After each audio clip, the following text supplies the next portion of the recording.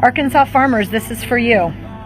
If you don't want to lose your daddies and your granddaddies and your daddy's farms, then you better pressure your legislators to impeach Trump, because they're going to let your farms foreclose, and then Trump and J.D. Vance and their greedy corporate private equity buddies are going to swoop up your long-standing family farms for pennies on the fucking dollar and sell them to the highest bidder, probably in a foreign country.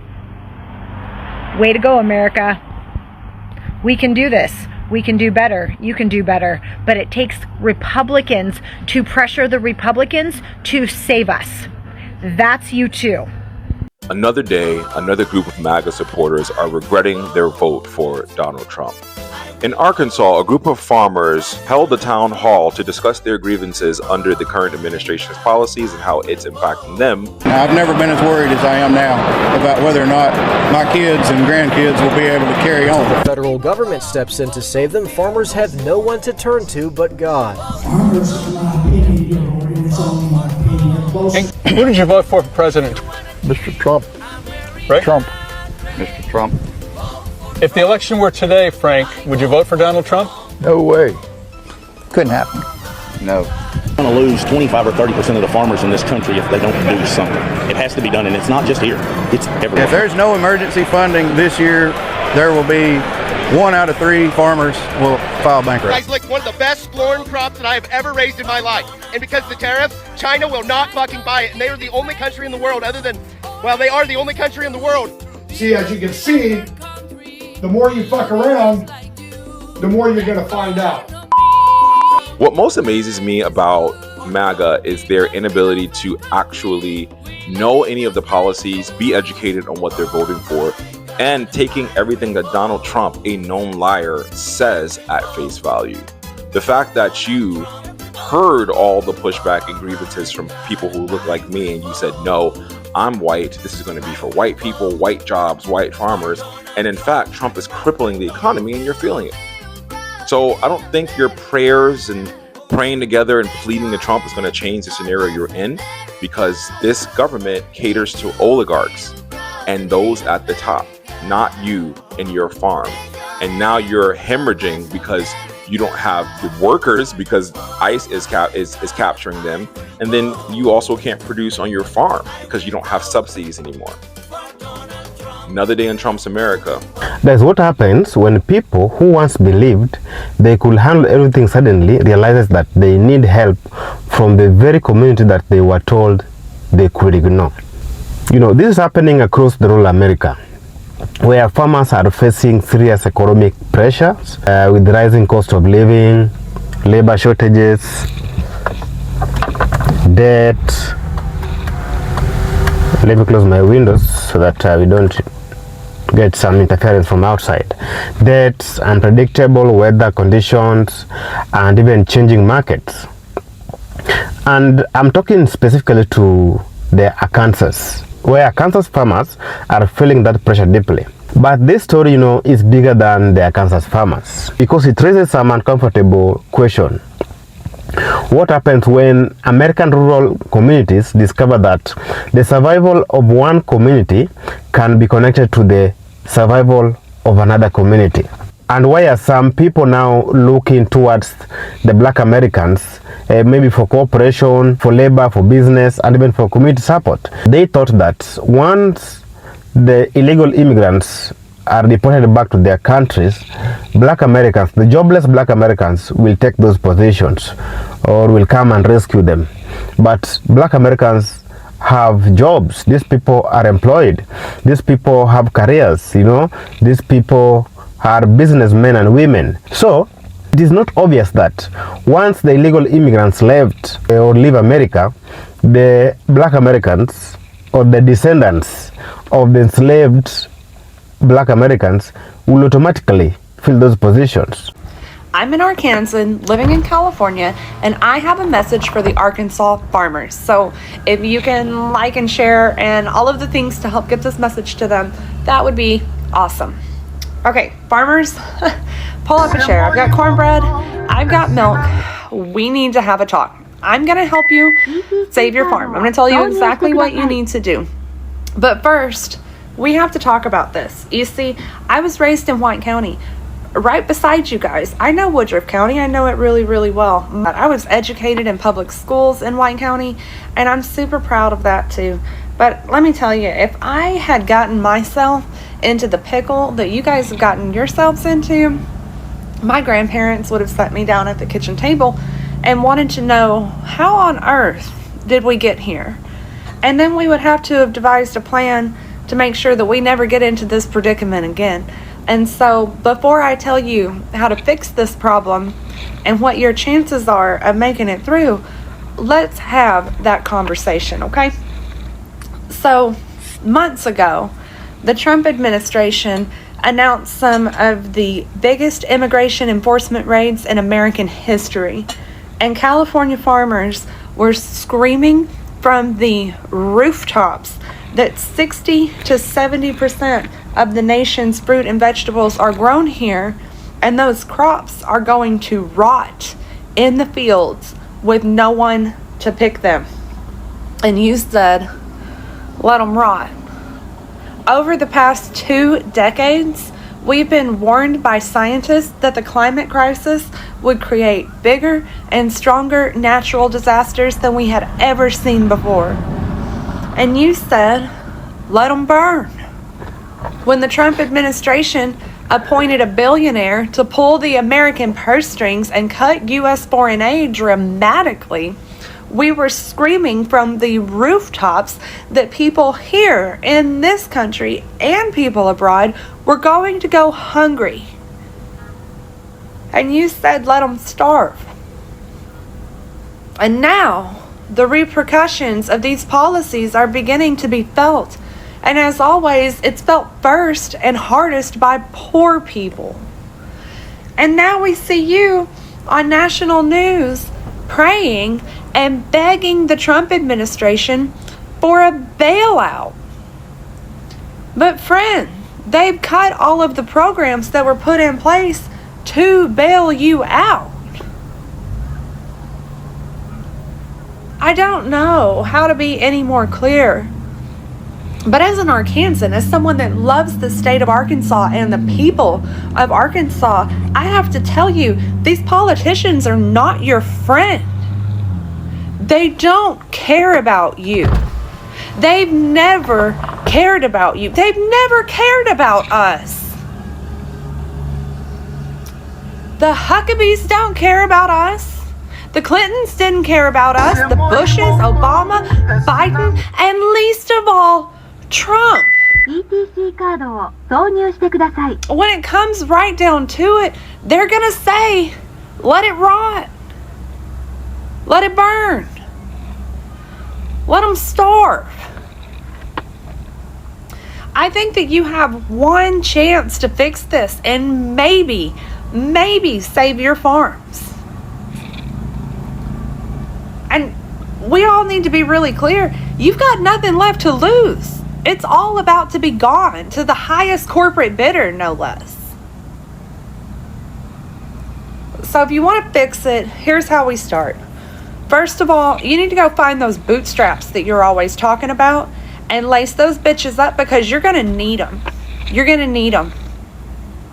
Step one is to organize. Organize right now and organize today. Every single farmer in Arkansas needs to be able to contact each other. I would highly recommend using Signal. Step two is to use the 50501.org resources so that you can create structure and plans for your movement to be successful. Step three is to determine who is going to be the leader of your movement, who is going to speak on a national stage for Arkansas farmers. Step four is to mobilize. This one gets scary, but I promise you, you can leave Arkansas, you can come back to Arkansas. Right now, you guys need to mobilize. Everybody that can mobilize to DC needs to mobilize to DC. Anybody that can't needs to mobilize to Little Rock, and whoever the leader is determined to be, they need to be working with leaders in Florida so that you can also mobilize on Mar-a-Lago. So you get the national level, the state level, and the president's home. And then you're going to use those bootstraps to march. March. You're going to get loud. You're going to tell the president, your president, that he is not going to ignore you. There are things that you absolutely need to demand. And that's that congressionally approved funds for U.S. foreign aid are released. Demand that. That is what is paying your salaries. And then finally, you don't stop. You don't stop after one march. That is when you scale. You need to start including Missouri and Texas and Tennessee and Oklahoma and Louisiana and all of the farmers in the South to get involved in this. But let me tell you, if you don't do everything that you possibly can to save your farms, to lobby your president to fix this, the American people are going to say the same thing to you that you've said to them. Let it rot. Let it burn. And let them starve. So it looks like Arkansas farmers are in the find out phase of the fuck around and find out part. We're going to lose 25 or 30% of the farmers in this country if they don't do something. It has to be done, and it's not just here. It's everywhere. Because farmers from all over the state of Arkansas came together to have a town hall meeting with some representatives from the government, explaining their struggles and what they might need to help them. And just as a friendly reminder, during the 2024 election, the state of Arkansas went 64.2% towards President Orange Man. But let's continue with the rest of this clip because it seems like one farmer might be having a realization as to what may be causing all of these issues. For Brown, there is something that rounds out all the issues that they are facing: the tariffs. I think the tariffs are the ice cream on the cake of a perfect storm. When you try to sell a product, okay, U.S. soybeans leaving New Orleans without the tariff to China are cheaper than Brazilian soybeans at the current market. But when you put the tariff on top of them, Brazilian beans are cheaper. Now, I'm actually glad he's making the correlation that it has something to do with the tariffs. But I've noticed a pattern when it comes to some of these people, when it comes to the tariffs, that they never make the connection or blame towards the person that actually caused these tariffs. And I'm gonna give him a major hint that it has to do with the person that won 64.2% of the vote in that state during the 2024 election. And this Arkansas farmer seems like he has a solution for this problem. So, how can this be fixed? In the short term, they have no choice but to mail us a check. I don't know a farmer that likes the check program. Nobody wants to take taxpayer dollars, but nobody wants to go broke. Yep, you heard that right. He's asking for a government handout, which is socialism, which he says he doesn't like them, but during these past years, there have been lots of subsidies and checks going out for farmers, including bailouts that happened during President Orange Man's first term. Because during his first term, financial aid to farmers was about $28 billion, costing more than Navy shipbuilding, the nuclear forces, NASA, and even children's health insurance. So yeah, you guys do love to receive bailouts and handouts. All the while, you guys tell other people who need financial aid, such as single mothers with kids who need food stamps, that they should pull themselves up by the bootstraps, but for some reason you guys don't like doing it yourselves. And this is just another episode in the saga of Fuck Around and Find Out. I don't even know what episode number we're on, but yeah. We are being forced to bail out another country's farmers at the expense of our own. EC plans to send Argentina $20 billion in economic assistance. And what does Argentina do? They cut their export taxes and sold shiploads of soybeans to China in just 2 days. Meanwhile, farmers right here in Arkansas are left behind with falling prices and no market. I have been an Arkansas soybean farmer my entire life until this year, when a deepening farm crisis forced operation, and we weren't alone. And now this is coming for even politicians like Tom Cotton are letting DC put Argentina over places like Arkansas. As a farmer myself, that is something I would not allow. I will fight for trade policies that put Arkansas farmers first, every time. I'm Hallie Schaffner. I'm the 6th generation Arkansas farmer running to unseat Tom Cotton in the U.S. Senate. Mexico and China are the two biggest rice buyers for the United States. They buy more rice off of us than anyone. And when they stop buying rice, we have nowhere to go with the rice. It won't be a trickle-down effect. It will be like flushing a toilet if the ag industry collapses. Totally 100% dependent on the Lord Jesus Christ. I surrender it to Him. No, you simple fuck. If you were leaving it in the Lord's hands, you wouldn't be asking for a handout. Literally voted to not feed the hungry. Jesus doesn't fuck with you. But before we go any further, I must address the MAGA idiot in the room. Katrina, yes, I do believe that food grows on trees. Say the illustrious apple. For one. I am very concerned.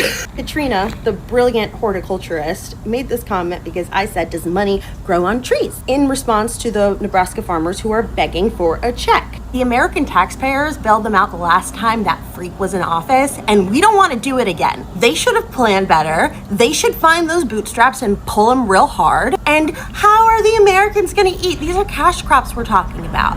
Corn, soybeans, will be fine. This is food that is exported out of the United States. They said they wanted U.S. aid gone, right? Where the fuck do their excess crops go?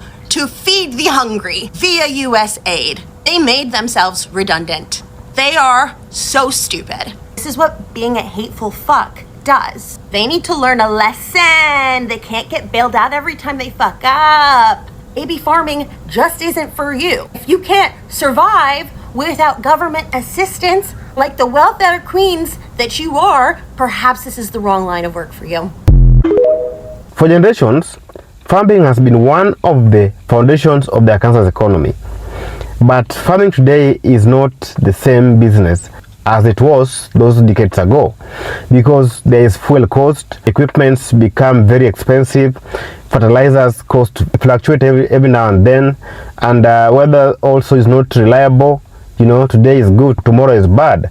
So farmers are facing a lot of challenges, and access to affordable labor can also become a very major challenge in America. So when farmers are squeezed from all directions, the political argument suddenly becomes less important than what farmers need. That is where the conversations about the Black Americans become so much interesting, because Black Americans or Black communities have deep farming roots in the United States, because they are the descendants of the enslaved Americans. Now, from the era of the slavery to the Reconstruction, from the sharecropping to the modern farming, Black Americans have played an enormous role in American farming activity. And yet, despite that history, Black farmers are frequently denied equal access to land. They are denied loans, they are denied government programs, and they also denied other opportunities. That's why we see it is only white farmers who are crying and not Black farmers, because Black farmers were not getting anything from the government. Now, what do you think America could have looked like if the Black farmers had been given equal opportunities from the beginning, like the white Americans are receiving? And instead of turning this into a story about one race serving another, perhaps now maybe the bigger lesson we get from here is that communities are stronger when they cooperate. Because, you know, all farmers need workers. All farmers need fair wages. Small businesses also need customers, because businesses depend on farmers. So without farming activities, it means our supermarkets will be closed. If we kill our agriculture, it means we are going to kill the food. We will not be able to get the food, because all our foods are coming from agriculture, from the soil. Rural communities also need investment, and families also need the stable local economies.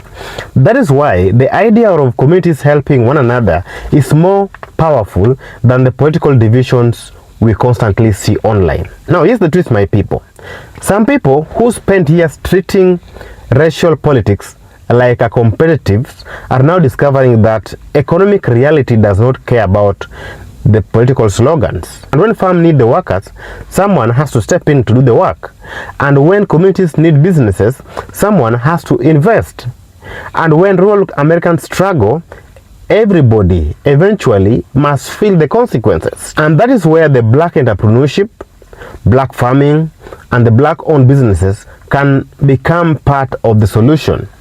Not because Black Americans owe anyone anything, in this case, but because cooperation can create opportunities for everyone in America, regardless of where you come from, regardless of your color of the skin, regardless of the language you speak. All people must cooperate together to make a country a better place for everybody. There's also another side of the story.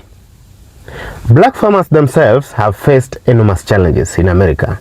Talk about the land loss, which has been a major issue in the black farming history. And organizations and government programs have also spent years trying to address long-standing inequalities.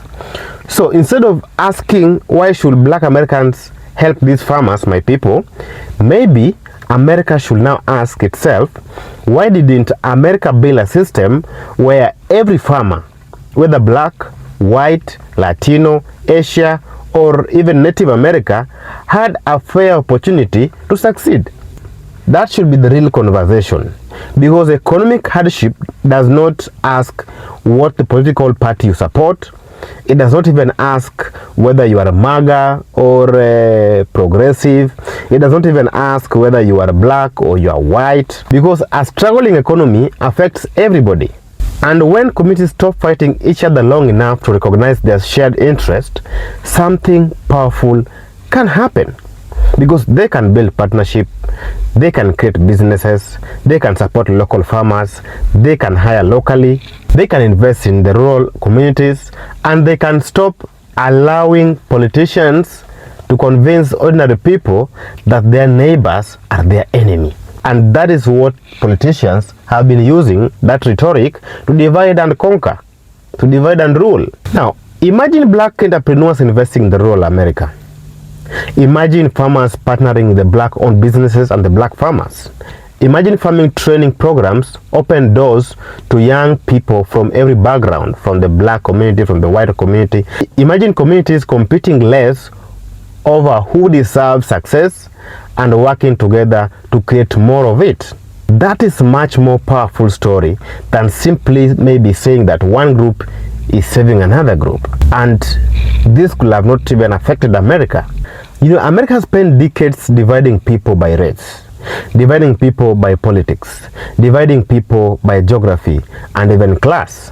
But when the bill arrives, the crops fail, businesses struggle, and communities lose opportunities, it is the people who discover something politicians don't always talk about.